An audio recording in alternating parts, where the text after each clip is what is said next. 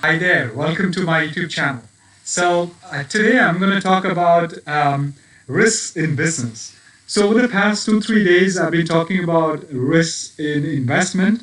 So today I thought it would be interesting to talk about risks in business because business is also a kind of investment. And if you are an owner or business owner, then you do have a certain amount of risk, and that is the reason why I'm going to talk about risk in business.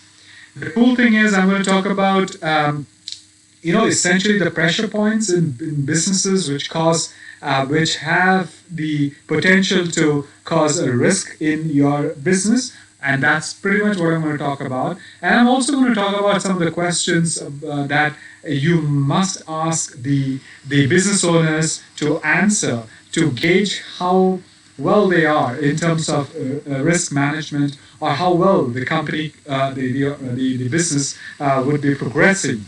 So, with all that in mind, this particular presentation has been developed for anyone who's a business owner today, whether you're a small and medium business or a large enterprise. It really doesn't matter. Or even if you're starting off, so you're a startup company, so it doesn't really matter. So we're going to talk about all of that. But as usual, before I jump in, my request to you, please like my videos, please subscribe to my channel, please smash that notification bell so that you know every time I upload a new video. Please also comment on my videos so that I know what exactly you're looking at, and then I can craft out a video based on your requirement. And also, share my videos with people who you think would benefit from my research, from my insights, and from my videos. So without further ado, let's dive in.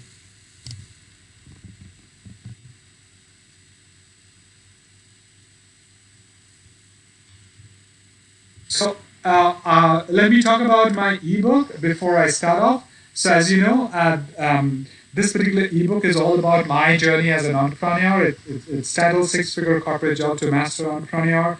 In this ebook, I've spoken about the time back in 2010 when I quit my six-figure globe-trotting corporate job. It starts with my preparation before I jumped into becoming a business owner. It also talks about the challenges I faced and how I overcame those challenges. I'm pretty sure a lot of you would be looking to becoming an entrepreneur. So what I've done is I put down 3 worksheets in this ebook for you to gauge where you stand in terms of your preparedness to becoming an entrepreneur. So you have to answer certain questions, get points, and towards the end you will know where you stand based on the points that you accumulated. The cool thing is I've scored myself on those 3 worksheets based on my mindset back in 2010. So you would know how much I scored, and you would also know how successful I am today as an entrepreneur with 2 companies, one in Singapore, the other one in India, and representations in the US market. The best thing about this particular ebook is that it's available to you for free of charge. It's available on my website. The URL is flashing on the screen. I'll put down the URL in the description box below. Click on it, go to the page, put down your name and email address, and a link to download the ebook will be emailed to your inbox. I hope you like the ebook. Do give me your honest feedback. Now let's jump into the world of business and the pressure points in business. First, pressure point. Pressure point due to growth. Now every business wants to grow, right? But that particular growth creates pressure points as well. A burgeoning company attracts the interest of employees and the capital markets alike. In pursuing strategies that emphasize growth, executives often set ambitious sales and profit goals. Very, very normal. This happens in every organization. Those who deliver are rewarded for their work, but those who fail to meet expectations do not share in that bounty. Absolutely true. Another growth-related pressure point is the rate of expansion in operations. New production facilities, distribution channels, and product lines are only necessary when business is booming. Success can embolden risk takers too much. Money is loose, confidence is high. So you must be wary about all these points. So you cannot set unrealistic sales and profit targets.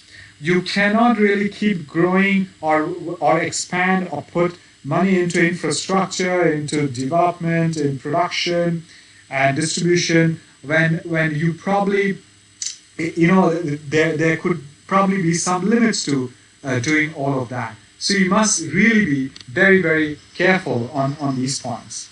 So next pressure point is on the culture, the due to culture. No businesses can survive over the long term, let alone prosper, without the entrepreneurial risk taking that drives innovation and creativity. But success can embolden risk takers too much. Money is loose, confidence is high. So this is again a repeat because this is very, very critical, even in growth as well as in culture.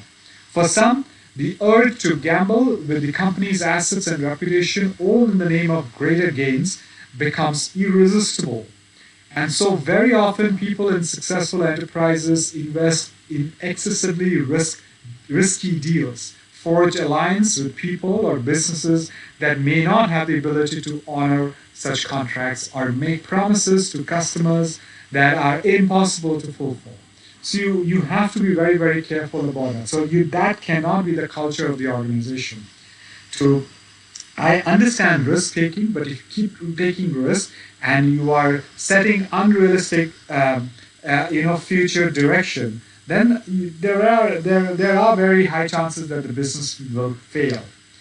Another cultural point, pressure point, has to do with the information and internal competition, particularly as it flows upwards. So you have to, make the boss happy. You have to have his or her blessings. If you have to do something, you have to grow in life, or your next, bonus, next promotion, and all of that.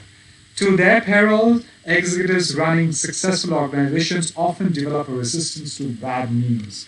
Yes, bad news is again another point which a lot of organizations do not pay heed to, and they try to put it under wraps. But eventually, when they blow up on their face, and that becomes an embarrassment, and could even hit the bottom line of the organization.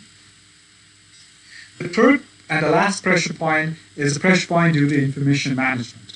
When systems to manage information are inadequate, havoc ensures and risk exposure mounts.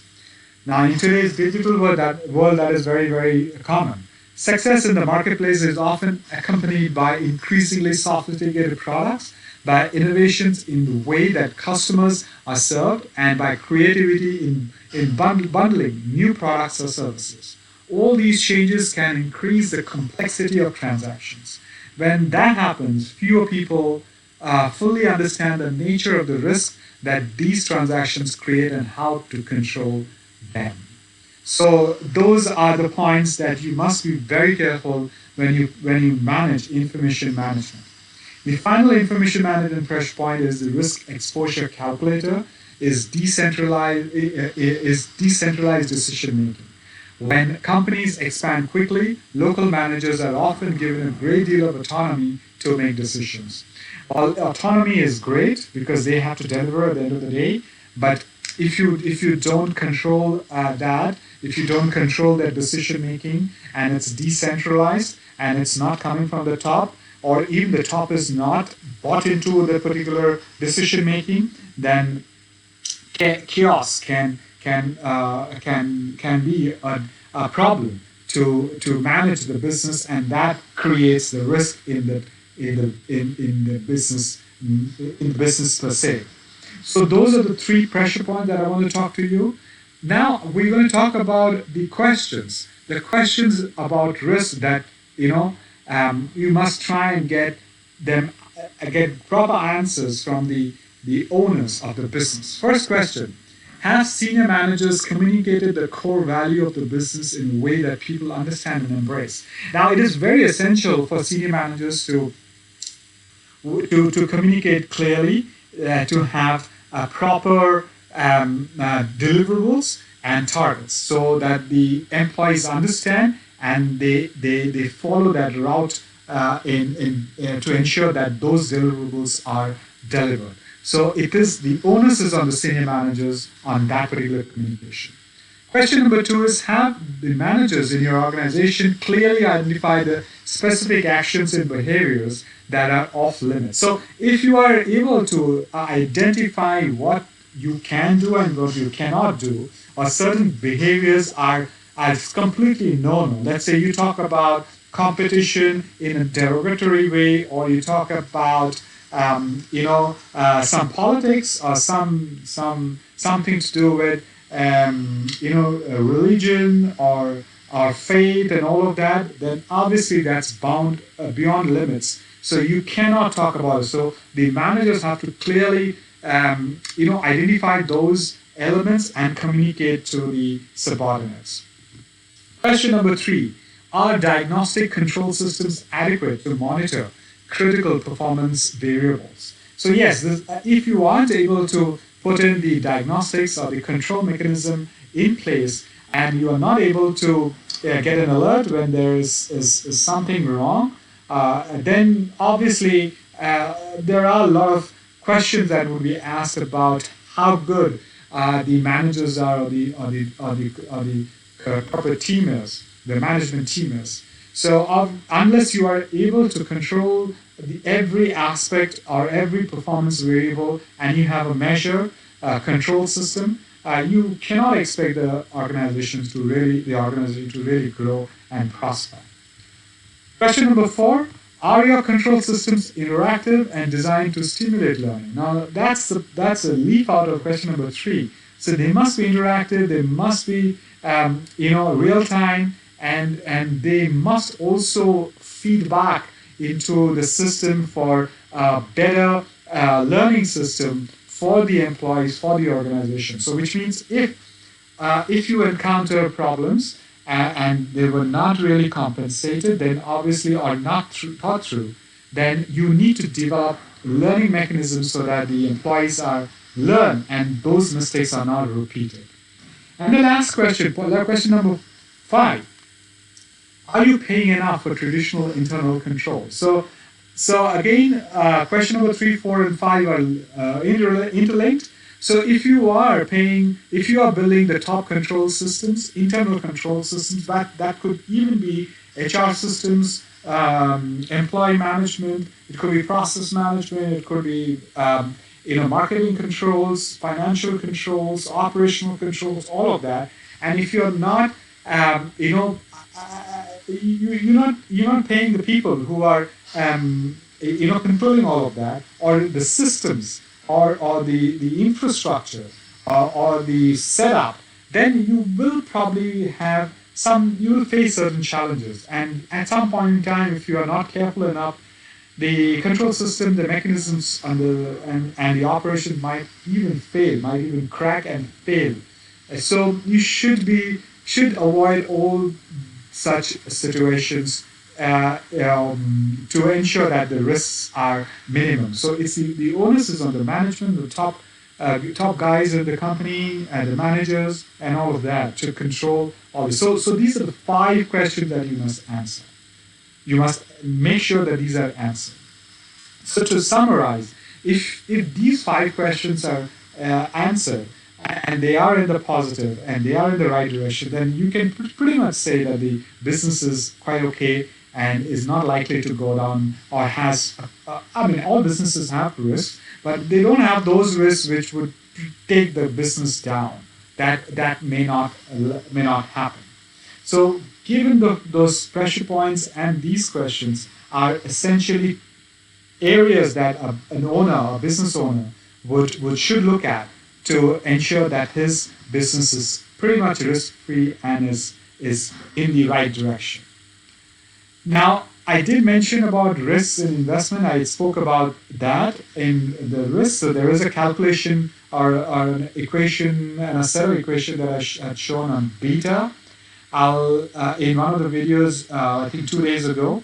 So please take a look at that video. I'll put the link to that video in the card above. I'm sure that will be useful for you. Now, that doesn't really directly pertain to today's topic, but it also has to do with investment. And you may want to use those equations in your business, in your investments, for your business as well. And that's the reason why I'm directing you to that particular video. So, well, thank you very much. Thank you for listening to me. As you know, my name is Saurav Mukherjee. I'm a digital and technology marketing leader with over 20 years of global experience. I'll put down my LinkedIn URL in the description box below. Click on it, go to my LinkedIn profile page, take a look at it. If you like my profile, go ahead and send me an invite. I regularly work with clients where I try and solve their business, marketing, technological, and investment challenges. If you're looking to engage with me as a consultant in your business or company, please drop me a line on LinkedIn, or you could write to me on the contact page of my website. I'll put down the link to the contact page of my website in the description box below. Then we can jump into a conference call and see how we can work together, how I can help you in your business. So before I go, please like my videos, please subscribe to my channel, please smash the notification bell, please comment on my videos, and please share my videos. So until next time, you stay safe and stay healthy, and I shall see you soon. Bye-bye.